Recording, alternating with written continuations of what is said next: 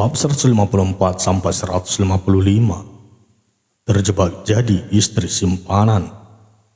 Alea dan Tristan dibuat kebingungan tak kala Papa Jaya memintanya untuk berkumpul di ruang tamu.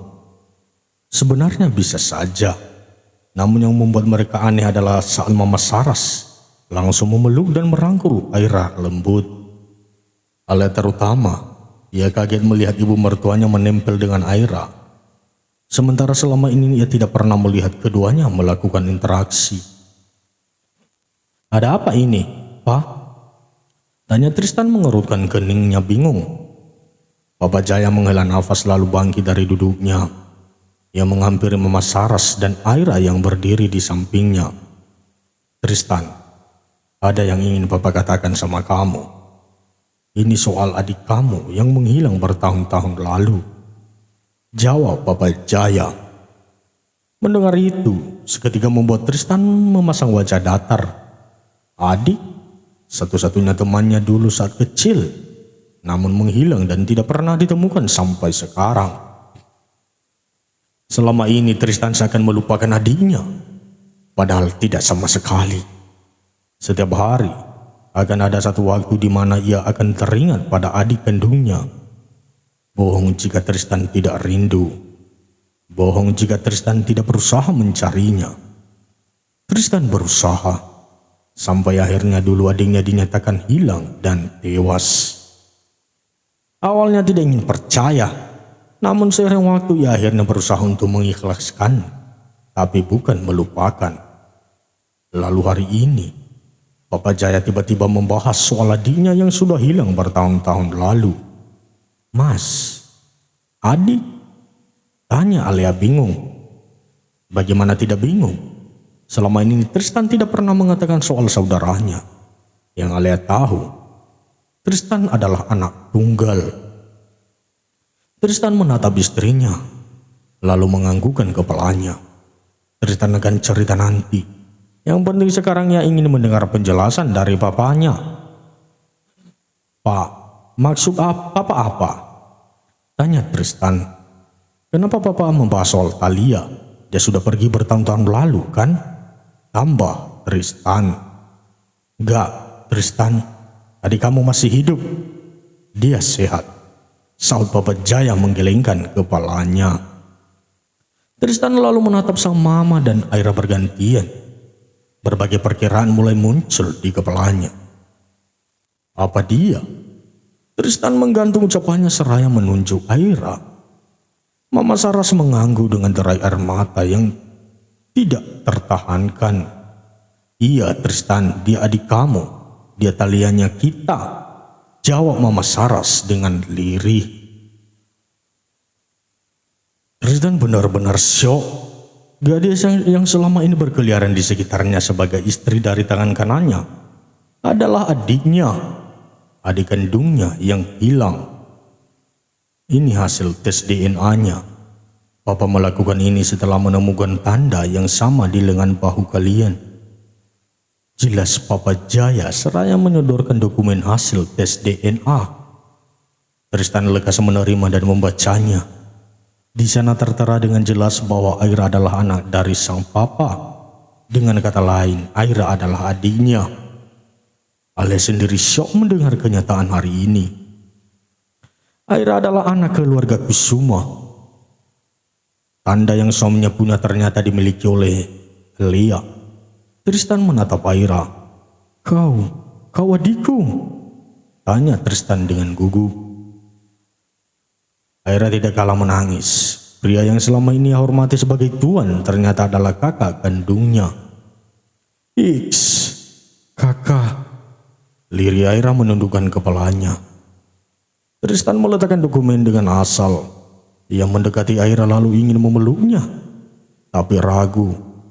Selama ini ia bahkan sangat menjaga jarak dengannya. "Peluk saja Tristan, dia adikmu," tutur Mama Saras. Aira memeluk Tristan duluan. Andai saja sejak lama ia tahu bahwa ia punya seorang kakak hebat seperti Tristan, mungkin sejak lama Aira menangis dan mengadu tentang hidupnya selama ini. "Thalia, ya Tuhan, ungkap Tristan lalu melepaskan pelukan Aira. Hidupmu pasti sangat menderita kan? Kau anak keluarga ini, tapi hidupmu benar-benar buruk, tambah Tristan. Membayangkan sesulit apa hidup adiknya dulu, membuat Tristan merasa sangat tak bersalah. Ia merasa menjadi kakak yang buruk karena tidak bisa menemukan adiknya. Maafkan saya, Ai. Saya tidak menemukan kamu dengan cepat, ucap Tristan penuh sesal. Tidak, Tuan, Anda jangan merasa bersalah. Balas Aira memanggil Tristan seperti biasa. Bukan Tuan, tapi kakak, tegur Papa Jaya. Aira tersenyum canggung. Kakak, cicit Aira pelan. Tristan lalu menatap Mondi, asisten sekaligus suami adiknya, yang mendekat lalu menepuk bahu pria itu. Terima kasih, Mon. Melalui dirimu, keluargaku bisa menemukan dan membawa Aira kembali, ucap Tristan. Sama-sama, Tuan. Namun saya percaya bahwa semua ini memang sudah takdir, balas Mondi dengan sopan. Sementara Alea, ia tidak kalah bahagianya dengan yang lain. Alea mendekat, memeluk Aira yang ternyata adik iparnya. Ai, ternyata kita memang adik kakak, ucap Alea dengan senyuman manis. Aira manggut-manggut. Iya kak, aku bahagia sekali, balas Aira. Ada satu kabar lagi, ucap Aira pada Alea dan Tristan yang memang belum tahu soal ini. Alea mengerutkan keningnya. Apa? Tanya Alea bingung. Doamu terjawab, Kak. Aku hamil. Aku akan punya anak, jawab Aira dengan mata berkaca-kaca. Selama ini selalu Alea dan suaminya yang memberi semangat dan pengertian bahwa ia pasti akan hamil. Doa-doa juga tentu diucapkan dan akhirnya sekarang terkabulkan. Astaga, selamat, Ai, akhirnya, ungkap Alea penuh kebahagiaan. Selama ini kakak selalu menyemangati dan menyanyikanku, dan sekarang akhirnya aku hamil, balas Aira tersenyum senang. Alea mengusap-usap perut Aira. Aku ada teman sekarang, ucap Alea lalu beralih mengusap perutnya yang sudah besar. Pemandangan antara Alea dan Aira tentu tidak luput dari perhatian Mama Saras. Tanpa sadar ia tersenyum melihat putri dan istri putranya begitu dekat. Ditambah lagi, Alea terlihat begitu tulus pada Aira. Bahkan sebelum kenyataan terbongkar bahwa Aira adalah adik kandung Tristan. Alea tidak membeda-bedakan antara pelayan dan majikan. Aira sudah dianggapnya adik sejak lama. Apa wanita ini memang benar-benar baik? Batin Mama Saras terus menatap Alea. Bab 155, tengah malam, di rumah Tristan dan Alea, terlihat seorang wanita terbangun sambil mengusap-usap perutnya yang terasa begitu sakit. Wanita itu bahkan sampai turun dari ranjang dan berjalan kemana saja dengan harapan kontraksi yang ia rasakan bisa hilang. Sayangnya nihil. Sakit yang ia rasakan semakin besar. Bahkan ia sampai mencengkeram pakaiannya sebagai pelampiasan. Mas Tristan, Alea memanggil suaminya yang begitu tertidur pulas sambil memegangi perutnya. Sayangnya Tristan tidak kunjung membuka matanya. Pria itu begitu pulas dengan tidurnya. Alea berusaha mendekati suaminya. Ia berjalan tertatih mendekati sang suami sambil memegangi apapun yang ia pegang. Alea meringis ketika rasa sakit yang tidak tertahankan mulai ia rasakan. Alea juga bisa merasakan sesuatu mengalir di kakinya. Ia menundukkan kepalanya dan melihat cairan bening bercampur darah keluar dari jalan lahirnya. Mas, teriak Alea sembari menahan rasa sakit. Kali ini teriakan Alea berhasil membuat Tristan terbangun. Pria itu terkejut melihat istrinya yang menahan sakit. Lalu tubuhnya perlahan merosot ke lantai. Sayang, Pergi Tristan, kemudian berburu-buru mendekati istrinya. Tristan menyandarkan Alia ke dadanya. Ia mengusap keringat yang bercucuran dari rambut, lalu turun ke wajahnya. Sayang, ada apa? Perut kamu sakit. Kita ke rumah sakit sekarang ya, ucap Tristan buru-buru menggendong istrinya.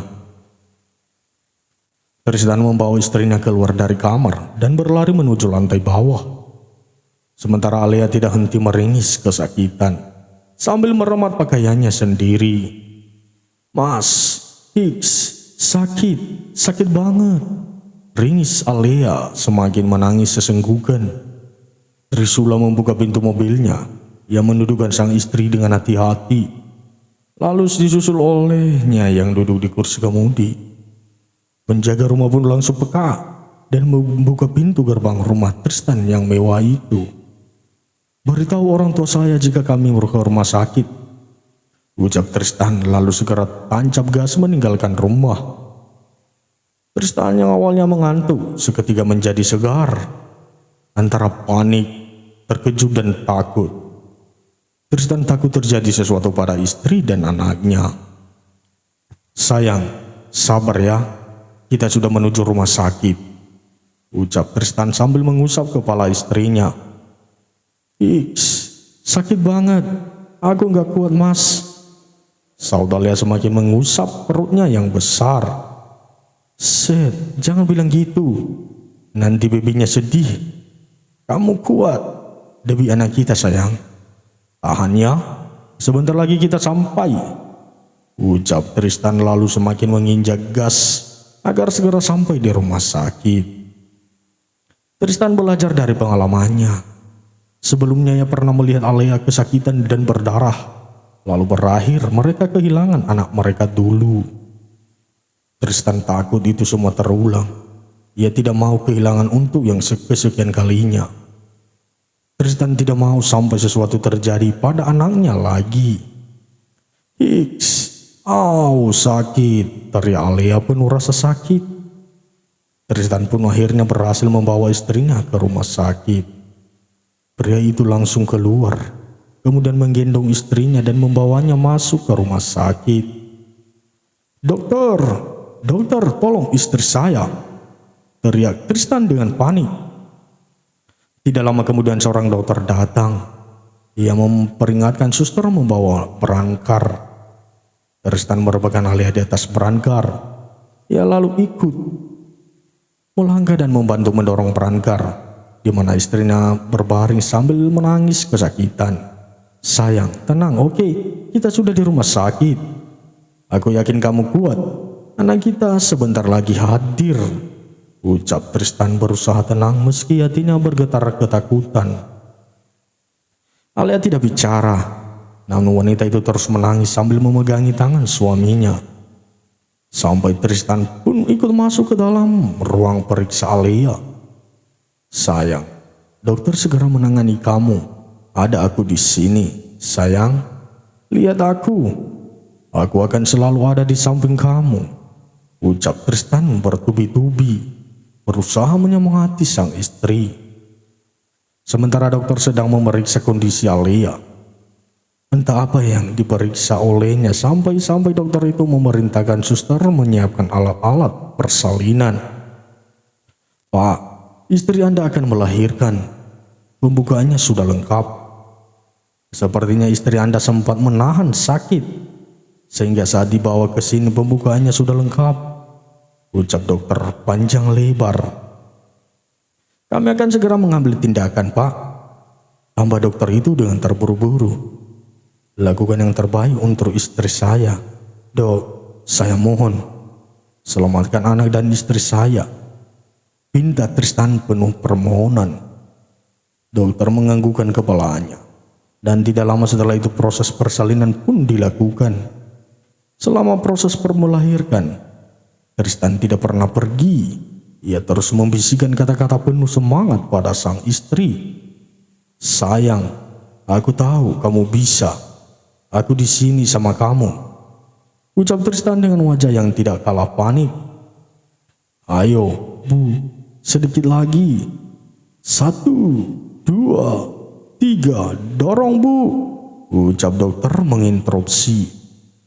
Alia pun mengejan sekuat-kuatnya. Wanita itu bahkan sampai mengangkat kepalanya dan mengeratkan pegangan di tangan suaminya. Alia bernafas lega dengan tubuh yang kembali jatuh di perangkar. Tristan memeluk dan menciumi wajah istrinya. Ia benar-benar berterima kasih pada istrinya yang telah mau berjuang melahirkan buah cinta mereka.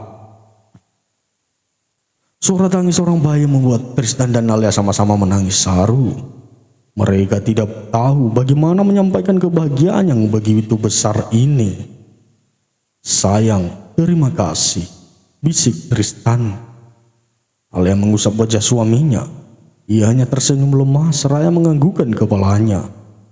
Jika Tristan bahagia, maka Alia jauh lebih bahagia. Kabar Alia yang melahirkan sudah didengar oleh Aira, Firda, dan suami masing-masing. Mereka semua kompak berbondong-bondong ke rumah sakit untuk melihat bayi Alia dan Tristan. Sampai di rumah sakit, mereka melihat bayi Alia dan Tristan yang diberi nama Alkano Sagara Kusuma. Ya, putra pertama sekaligus cucu pertama dalam keluarga Kusuma. "Ya ampun, anak kamu ganteng banget, Lea," ucap Firda yang saat ini sedang menggendong keponakannya.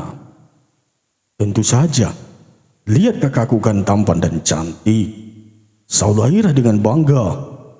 Aira ikut melihat keponakannya sambil melihat tangannya mengusap perutnya sendiri. Aira berharap anaknya juga akan tampan jika laki-laki dan cantik jika perempuan. Namun Aira bisa memastikan jika anaknya mirip suaminya, maka sudah pasti tampan dan cantik. Lihat saja Mondi, pria itu sangat tampan. Untuk mirip maminya, kalau mirip papinya kan was-was. Celetuk Fade meledek. "Kau!" Tristan menggantung ucapannya saat Alia melenggelengkan kepalanya pelan. "Saya ucapkan selamat pada kalian, Tuan dan Nyonya. Selamat atas kelahiran putra pertama kalian. Semoga dia bisa tumbuh menjadi pria hebat seperti ayahnya," ucap Mondi dengan sopan. "Jangan terlalu formal, Mon. Meski aku enggan, namun kenyataannya kau adalah adik iparku," sahut Tristan dengan senyuman tipis. Seisi ruangan sontak tertawa mendengar ucapan Tristan. Namun di antara orang-orang itu, Alia yang tertawa sekaligus sedih. Alia sedih karena mertuanya tidak datang. Pikirannya mulai kemana-mana. Takut jika mertuanya tidak menerima kehadiran Alkano. Apa segitu bencinya mama sama aku, sampai-sampai enggak mau datang lihat cucu mama, batin Alia. Alia tidak tahu mertuanya sudah mendengar kabar tentang dirinya yang melahirkan atau belum. Namun seharusnya sudah.